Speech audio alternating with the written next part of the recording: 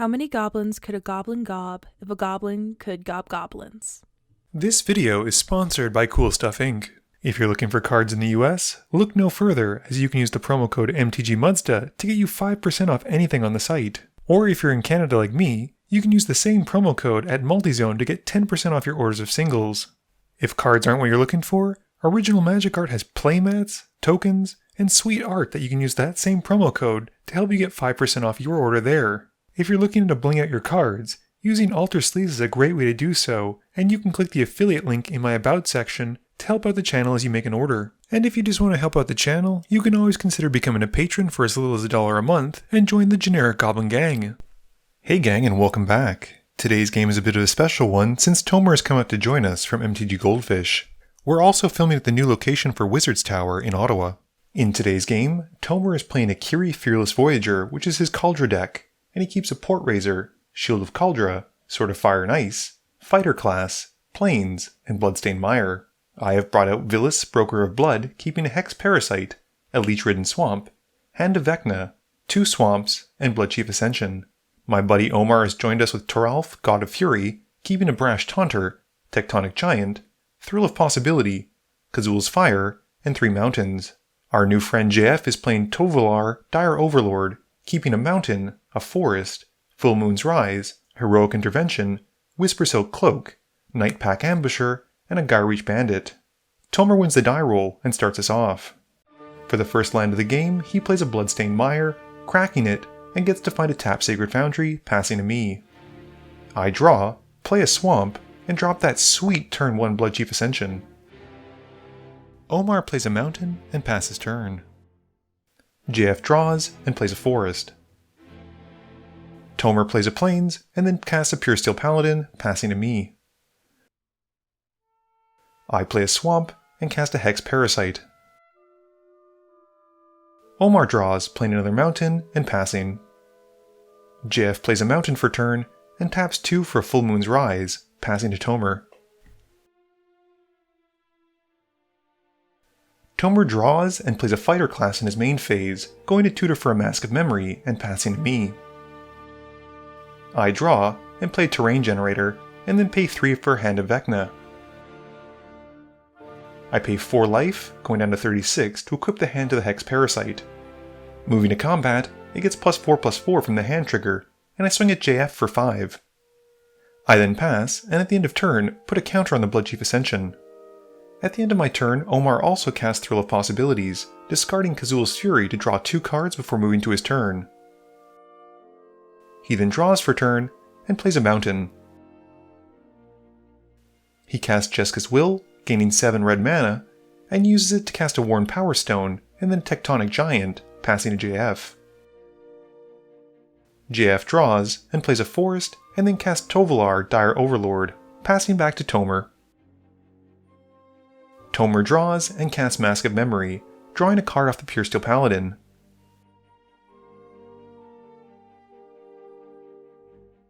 He then plays an Inventor's Fair and equips the Mask to the Paladin. Moving to combat, he swings at me for 2. With it connecting, Tomer gets to draw 2 and discards a card, which is a Stonehewer Giant. He then also discards an Argentum Armor to hand size and passes to me. I draw and play a Leech-ridden Swamp and move to combat. The hand once more gives the Parasite +4/+4, and I swing at Tomer in Retribution, dealing 5. I then pass, putting another counter onto the Bloodchief Ascension.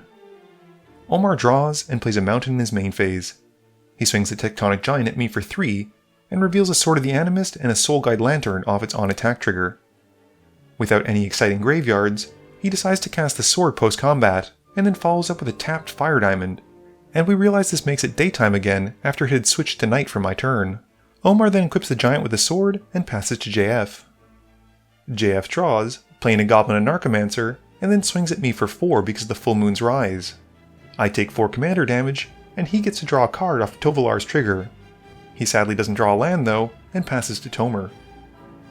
Tomer draws and swings the Paladin at me for 2. In response, I cast Go for the Throat on it and kill it. He follows up with a Sword of Sinew and Steel post-combat, and then plays a tap Myriad Landscape, passing to me. I draw for turn, and cast a Whip of Erebos in my main phase, which gives all of my creatures lifelink. I then swing the Parasite at Tomer for 4 and gain 4. With nothing else, the Bloodchief Ascension ticks up again, and I pass to Omar. Omar draws and goes to combat.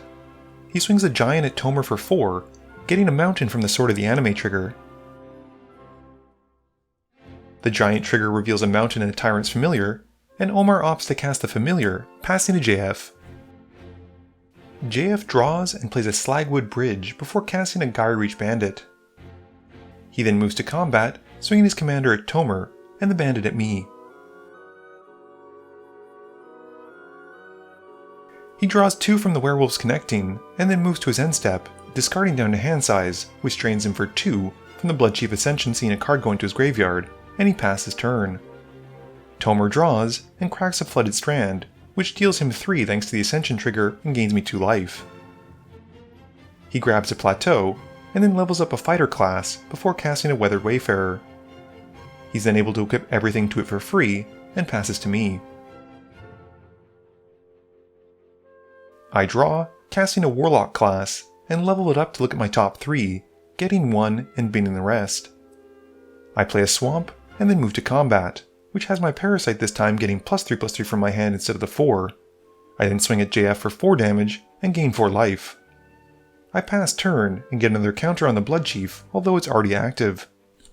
Omar draws for turn, and in his main phase casts his commander, Toralf, God of Fury. He then moves to combat, swinging the Tyrant's Familiar at me for 7, and dealing 7 to my Hex Parasite. With Toralf seeing this excess damage being dealt, he deals 6 damage to Tomer's face.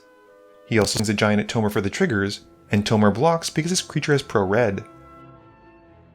Omar also gets a mountain from the Sword of the Anime, and he reveals a Cleansing Wildfire and a Tormenting Voice off the Giant, opting to cast the Voice. This drains him for 4 as he discards a card and the spell goes to his graveyard, and in his second main phase needs only pay 1 mana for a Chandra's Incinerator. JF draws and plays a Forest. He casts a Rhythm of the Wild into a Huntsmaster of the Fells. This gains him 2 life as it enters and makes a Wolf token, with the Rhythm giving the Huntmaster haste. JF then swings all the werewolves at me and deals 11. I take another 4 from Tovolar, and he gets to draw 3 cards and then passes to Tomer. Tomer draws and plays a Plains. He casts Sword of Fire and Ice, and equips it for free to the Wayfarer, and then swings it at Omar for 5. With the creature dealing damage, he gets a trigger from the Sword of Sinew and Steel, and Tomer attempts to blow up the Sword of the Animist, and tries to deal 2 to the Gyre Reach Bandit with the Sword of Fire and Ice trigger. Omar responds by using Bolt Bend to redirect the Sinew and Steel ability back to itself, and this drains him for 2 as it goes to the graveyard. At this point though, Tomer flashes out Teferi's Protection to save himself and his equipment, and instead phases out. Tomer still does get his draw triggers from the mask, although I can't drain him with the Bloodchief Ascension since his life total can't change. He also gets to draw a card from the Sword of Fire and Ice, and then passes to me. My turn is pretty uneventful despite being the archenemy of the table, as I draw, do nothing, and pass to Omar. Omar draws and goes straight to combat. He swings Toralf at me and the Tyrant's Familiar and Giant at JF. He gets to go and find a mountain off the Sword of the Anime trigger, and he exiles Burning Earth and Outpost Siege off the Giant's on attack trigger, choosing to go with the Outpost Siege. The Familiar then deals 2 to the Wolf while the splashover damage deals 5 to JF thanks to Toralf's ability.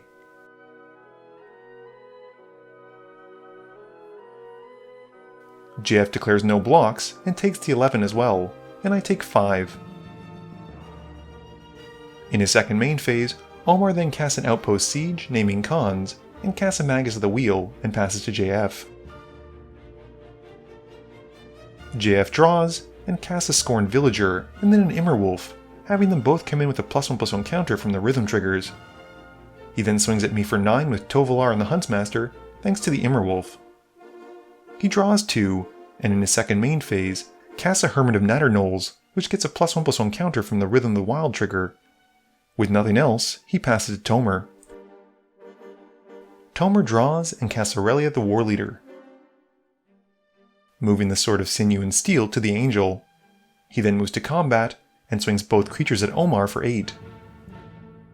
Tomer gets his sword triggers and has the Sword of Sinew and Steel trigger pull up the sword of the anime, which has Omar get drained for 2, and the Sword of Fire and Ice hits Omar's face as well, dealing 2 damage. Tomer then resolves the Mass trigger, drawing 2 and discarding 1, which has him being drained for 2 as well, while I gain 2.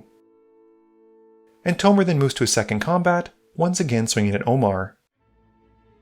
The second combat blows up my Whip of Erebos this time, dealing the 2 from Sword of Fire and Ice directly to Omar. Tomer decides not to draw or discard off the mask, but does draw from the Sword of the Fire and Ice. He moves through his second main phase to his end step, and does have to discard down to 7, which has him getting drained for another 2, and passing to me. I draw, miss another land drop, and have to pass. Omar flips a Curse of Opulence off the Outpost Siege, and then draws for turn. He casts a Soul Ring, and moves to combat, swinging the Magus, Incinerator, and Toralf at me, and the rest of the team at JF. Before blocks, JF casts a Heroic Intervention to give all of his permanents indestructible and hexproof. Omar then resolves his Giant trigger, flipping Torbrand and Chaos Warp, and choosing to go with the Chaos Warp. JF then blocks the Giant with a Scorned Villager, and Omar decides to Chaos Warp his own Giant, revealing an increasing vengeance, but getting drained for 2 as the spell hits his yard. We then take our hits, and with nothing else, Omar passes to JF.